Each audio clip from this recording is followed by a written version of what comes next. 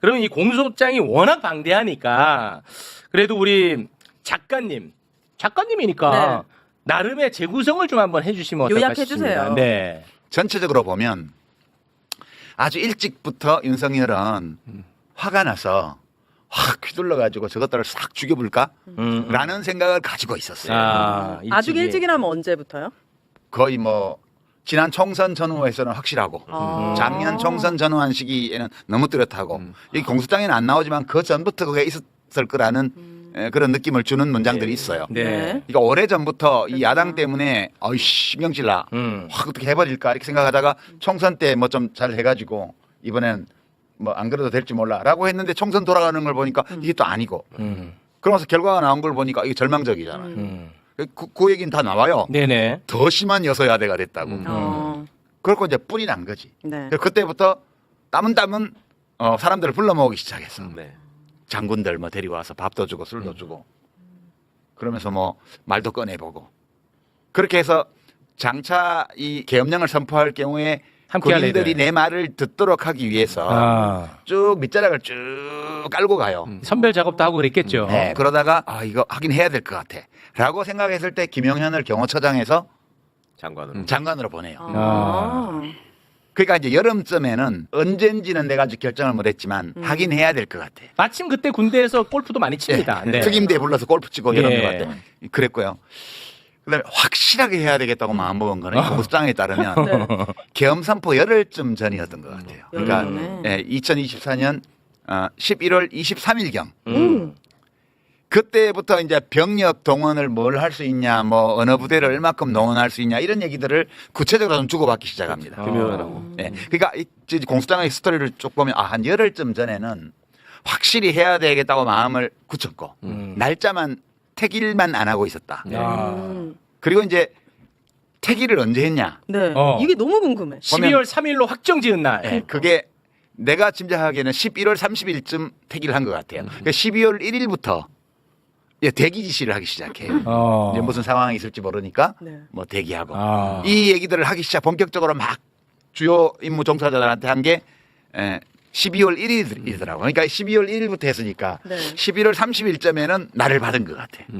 그게 이제 명태균 황금폰 때문이다 뭐 그런 얘기도 있고 한간에 여러 썰이 있는데 인과관계를 확실하게 말할 수 있는 근거가 없나 봐요.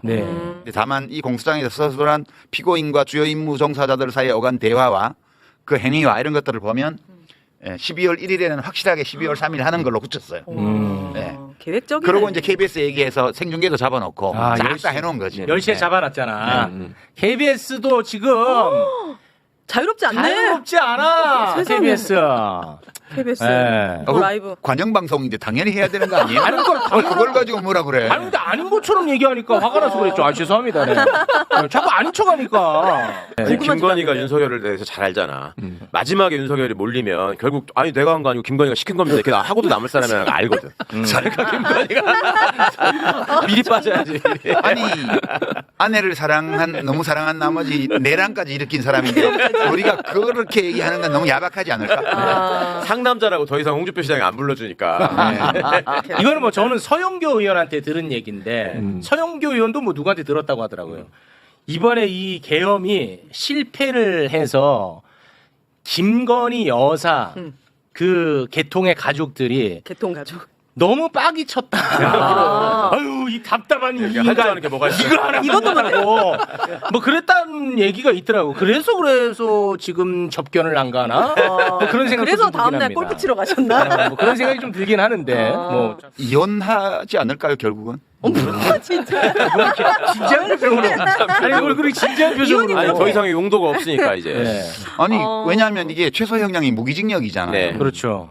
그러니까 이미 혼인은 파탄 난 거예요. 본인도 감옥 가야죠. 김건희 씨도 자유롭지 않아요? 그거는 별개의 문제지. 김건희 씨가 밖에 있든 안에 있든 네. 이미 혼인 관계는 파탄 난 거예요 이미. 알아서 하라고 하세요. 어차피 알겠습니다. 다른 나라 다 교도소 네, 있을 그러니까 텐데 뭐. 뭐 알아서 하고. 그러니까. 아무튼간에 이제 그 공소장이 이제 공개가 됐는데 이제는 형사 재판 진행이 되지 않겠습니까? 탄핵 심판은 지금 뭐 계속해서 이어지고 있고.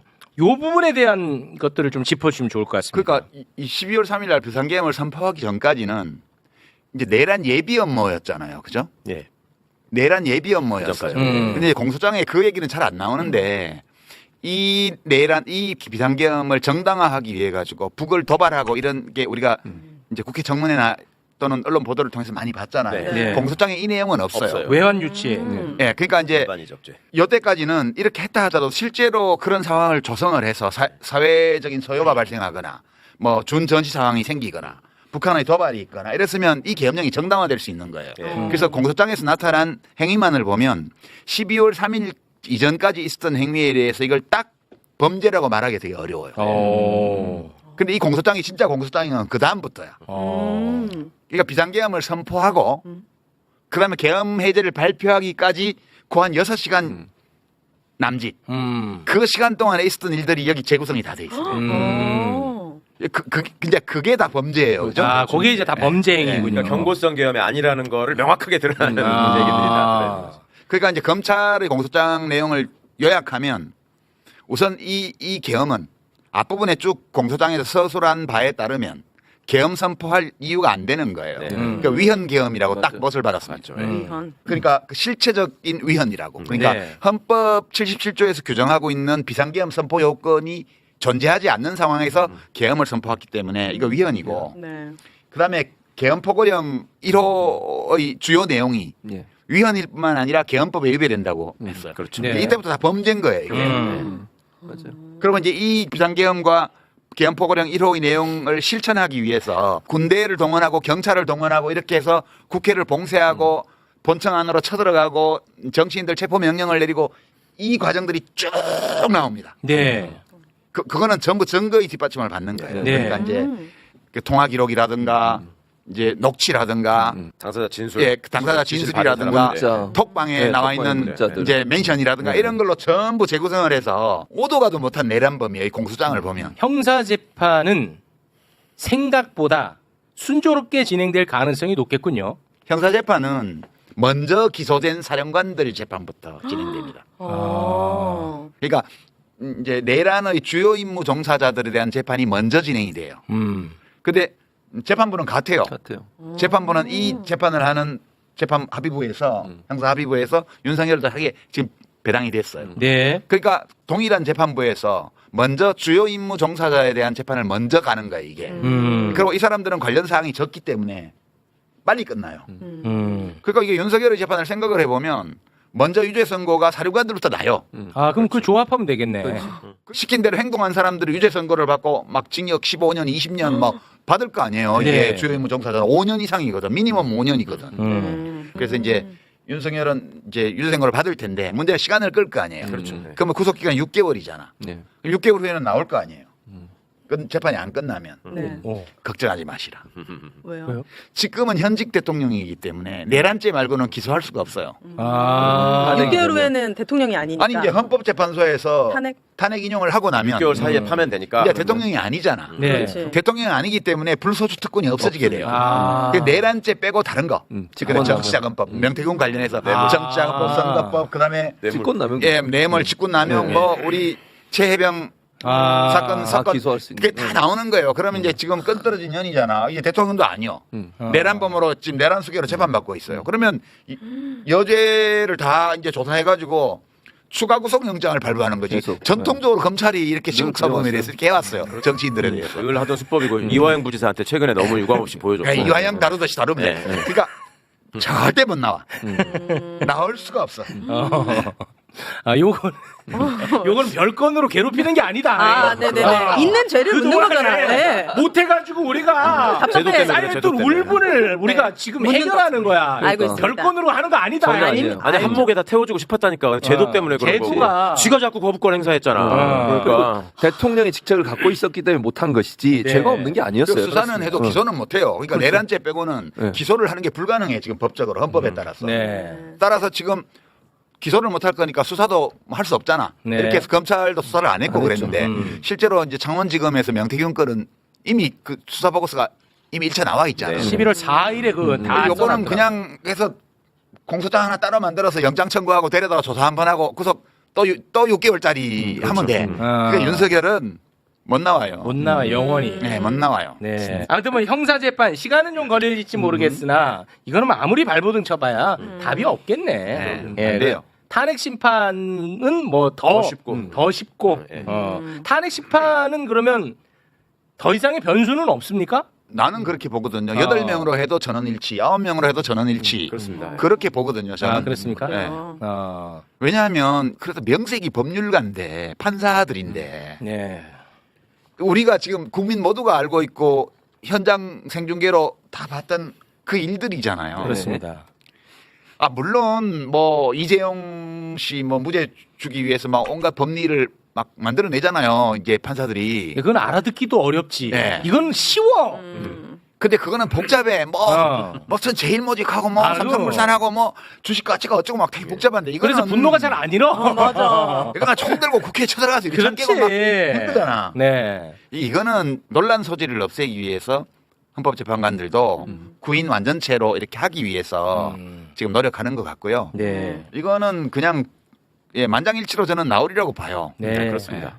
그러면 아무리 윤석열을 돕고 싶은 사람이 3명 아니라 30명이 있다고 하더라도 있다고 쳐. 그러면 윤석열이 말로 논리를 만들어줘야 되거든. 그렇겠죠. 이거를 반박하면서 네. 이미 정리되어 있는 범죄 사실을 반박하면서 네. 너무 쓸 말이 없고 아. 그거를 반박하려면 최소한 300장은 써야 돼요. 그거 귀찮아서도 못해. 할 수가 없어. 아. 그리고 항상 뭐 특정인을 얘기해서 그렇지만 걱정했던 재판관이 정영식 재판관이거든요. 나보다 젊은 분이야. 아, 진짜로? 그럼 뭐야 이거 왜 이렇게 나보다 충격이야? 2살인가 3살 동생이더라고. 야 이거 충격인데? 와. 아 그래요? 네. 난 너무 옛날 사람이라. 아니 옛날 사람 아니야. 아 그래? 거의 아무튼 80학번쯤 되죠. 정영식 재판관을 제일 걱정했단 말이야. 네. 근데 이번에 헌재 변론하는 그 과정을 내가 지켜봤더니 원래 화는 뇌를 통해서 생각해보고 내 생각과 다를 때 화가 나는 건데 정영식은 네. 그냥 짜증을 내더라고. 그냥 짜증을 내더라고. 그렇잖아요. 그러니까 이건 말이 안 되는 거야. 근데 누군가가 짜증을 내는 모습이 그렇게 좋게 보이는 경우가 별로 없는데. 아, 그러니까 이거 이변이 없을 것이다. 하지만 이제 마지막까지 우리는 긴장은 해야겠죠. 그럼요. 네. 네. 국힘당이 지금 딜레마예요.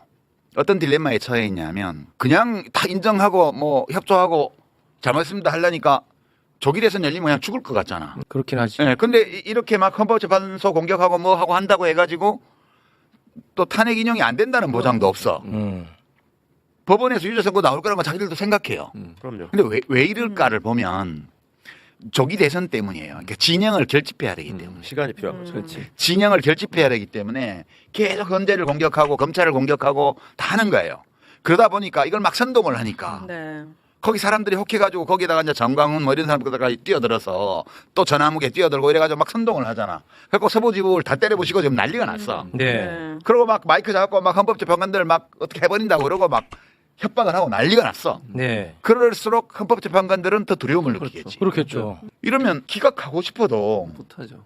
할 수가 없죠. 이거- 자기 일이니까. 그러니까 지금 국힘과 윤석열 지지자들이 하는 모든 행위는 윤석열의 유죄 선고와 대통령직 파면을 더욱더 굳혀주고 있어요. 근데 또 이렇게 안 하면 진영이 무너지니까 안 할 수도 없네. 안 할 수도 없고. 보면서 막 화가 나고 개탄스럽고 걱정되고 이런 분들이 많으실 텐데 굳이 그럴 건 아닌 게 살아보려고 발버둥 치는 거예요. 국힘이. 그러니까 시간은 그쪽 편이 아니에요. 이렇게 발버둥 치면 칠수록 상황은 점점 더 나빠져요. 실제 근데 나빠질까요? 나빠져요. 왜냐면 오늘도 무슨 여론조사 이상한 거 하나 나와서 무슨 윤석열 지지한다가 51% 나왔다. 그러니까 펜앤마이크에서 여론조사 공정위 했대. 그 누군가 여론조사 공정위한 문항을 올려놓은 걸 보니까 뭐 이러이러한 문제가 있음에도 불구하고 헌법재판소가 이런 거 하는 것에 어떻게 생각합니까? 뭐 이러이러한 뭐 영장이 무효라는 게 있음에도 불구하고 뭐 검찰이 어떻게 생각합니까? 이렇게 계속 문항을 넣어놓으니까 사람들이 전화를 받다 뭐 이런 놈들이 다 있어요. 전화를 다 끊잖아. 그러니까 그렇지, 그 전화를 성의껏 끝까지 받은 사람이 반이 넘는 거야. 근데 그런 걸 갖다가 약을 풀고 있어요 지금. 그러니까 그런 걸로 민심을 흔들어 보려고 그러는 건데. 안 흔들린다 이겁니까? 예, 그러니까 이제 우리가 그걸 알면 돼요. 그렇다는 거를. 그게 그렇게 해서 나오는 거랑 민심과 아무 상관이 없어요. 아니 근데 그거를 걱정하는 거예요. 예를 들어서 지금 뭐 국민의힘이 딜레마라고 하셨는데 지지층을 결집하기 위해서 뭐 내란 수계를 뭐 옹호하고 그냥 다 미친 소리거든. 그럼 저는 미친 소리에 결집이 될까봐 걱정하는 거죠. 결집이 돼요. 돼? 그 결집만으로는 선거를 이길 수가 없는 그 정도 수준에서. 수준이에요. 전제 사실을 이해하시면 되는 거예요. 그러니까 지들이 봐도 죽을 것 같거든. 그러니까 어떻게든 살아보겠다고 저렇게 악을 쓰고 있는 거니까 좀 너무 그렇게 안 됐다는 생각 들지 않아요? 그런 생각을 왜 합니까 지금?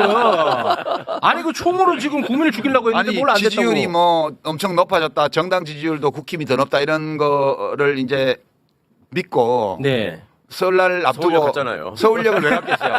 거기 KTX역은 그렇죠. 거기 경부선역이잖아. 경부선역. 거기는 대전 거쳐서 대구 거쳐서 부산 가는 예. 승객들이 있는 데란 다 말이에요. 우리 편인 줄 알고 가구나. 갔다가 야, 이게 전국 평균 지지율이 정당 지지율이 45%면 이거는 경부선 KTX에 가면 우리 편. 지지율 70% 나오는 거야 이거. 그래 갔는데 막 뿌리치고 등 돌리고 막 욕하고 또 그 와중에 또 어떤 분은 또 뭐 똑바로 안 하고 윤석열 안 지킨다고 또 욕하고 욕을 박아주고 아수라장 돼가지고 이제 더 이상 안 가잖아. 양쪽에서 욕 먹는. 상식파들한테도 욕 먹고 완전히 그 극우한테도 제대로 윤석열 안 지킨다고. 오죽하면 20분 만에 떠났겠어요.